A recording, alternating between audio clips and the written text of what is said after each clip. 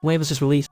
The editor didn't plan to do this, mainly because the phone's title is Jingtai, which didn't pique my interest at all, so it got delayed for a while. But until a few days ago I finished watching the film, I realized that was all. When the male lead first appeared in a self-narrative format, I was deeply captivated, and his scenes with the female lead, Jingtai, made me realize it could be this explosive, so powerful it makes your scalp tingle and gives you goosebumps. The comment from this nezen is the word interested, saying it's a movie that even a pervert like him finds problematic. So what kind of story does the film tell to provoke such comments from a pervert? Next, let's delve into it together. The story begins in 2023, South Korea. This guy's spying on high school students chatting on the bus. Is our male lad Jingtai. He runs a real estate agency of his home, and is also an internet celebrity in real estate investing. Every article he publishes receives unanimous praise from fans in a short time. His biggest hobby is observing others. Put bluntly, it's peeping. He uses the keys and access cards left by clients to sneak into homeowners' houses. He repairs some broken furniture for the homeowners, took any cosmetic item when leaving, then took a photo of it against the wall. Wait until returning to his secret base. He will find wallpaper that matched the wall color, then stick the photo onto the wallpaper. I don't understand what's good about this, but from the desk photos and items in the room, it's clear he has been doing this for a long time. And after finishing all this, he began searching for the next target, and it was this very goal that caused his life to completely spiral. That day, while he ate instant noodles at a supermarket and looking for targets, a girl with a hot dog walked right beside him. And at the moment she took out her phone, sometimes deeply habit kicked in again. When he saw the girl eating hot dog, while posting that her lunch was a vegetarian salad on social media, and advocating for that over attention, his curiosity about the girl was instantly piqued. So after the girl left, Sam hurriedly followed her and trailed her down to her apartment building. Through the hallway glass, he confirmed she lived on the 3rd floor. Next, he checked the mailbox in the hallway and found mail addressed to the 3rd floor. This confirmed the girl's name was Han Sora. To return home, he opened social media, trying to input the name Sora. To his surprise, he actually found her account, and so turned out to be a popular female internet celebrity with hundreds of thousands of fans based on her usual posts. Santa has also gained a preliminary understanding of Han Sora. She is a girl who loves luxury bags and food. At the same time, she often funds orphans and helps stray cats and dogs. See all positive comments. On May 7, 2023, Santa confirmed his next target to observe, and from that day on, whenever he had time, he would follow Sora. His goal was to see what the real Sora is like. This may be an obsession for everyone who likes to spy. However, through his long-term observation, he found that Han Sora is genuinely good. She carries cat food in her bed window now. When she sees stray cats and dogs, she voluntarily offers them food, and every day at 2:30 p.m.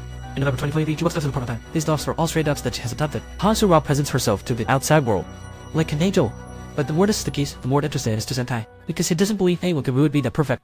So on the 190th day of observation, he began to try to enter Han Sora's room, hoping to find more authentic Han Sora in her house. First, he placed a plastic wrap on the password lock. After killing it off, he hurried home.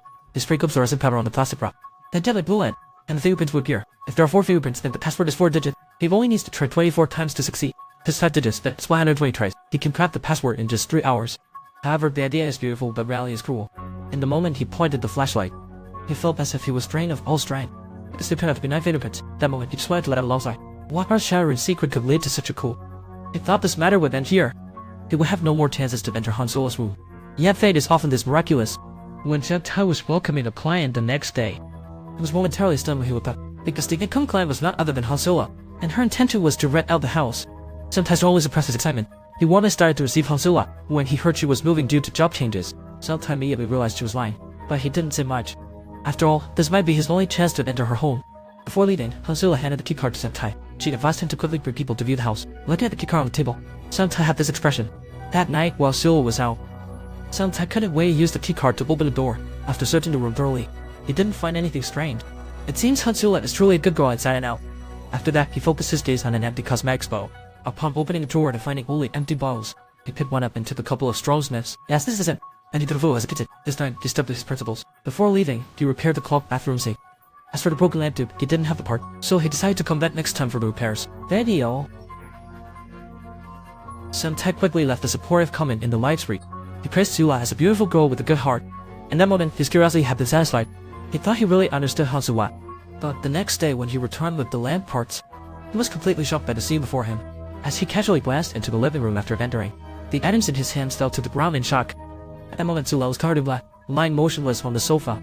Jingtai held back his nausea and took out his phone to call the police. But suddenly, he realized something, so he went to the window and took a look at the surroundings below. He hurriedly gathered his things and fled in panic. At 7 p.m. that night, he sent a house viewing message to Sula. Then he took a newlywed couple to see the house. After all to do this, he informed the police that Sula had ordered baptist. When he arrived at the door, Jingtai pretended to ring the door. Receiving no response, he used his keycard to open the door. He opened the door using his keycard after receiving no response. He then invited the two into the house to view it. He waited at the door, not daring to go inside himself. Upon hearing the woman's exclamation, Jingtai rushed into the room immediately. He shouted not to touch anything. upon which Uluru was the phone, because the body he saw during the day was not here. The one that screamed just now was simply because the house was her ideal type, she explained in excitement. At this moment, Jingtai was a bit confused.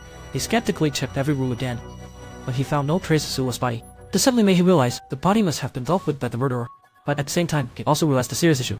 At the moment he saw the body, did the murderer also see him? In the blink of an eye, 4 days had passed. Jingtai felt like each day crept on like a year, because he discovered preserving. There was no news online about Sula's murder.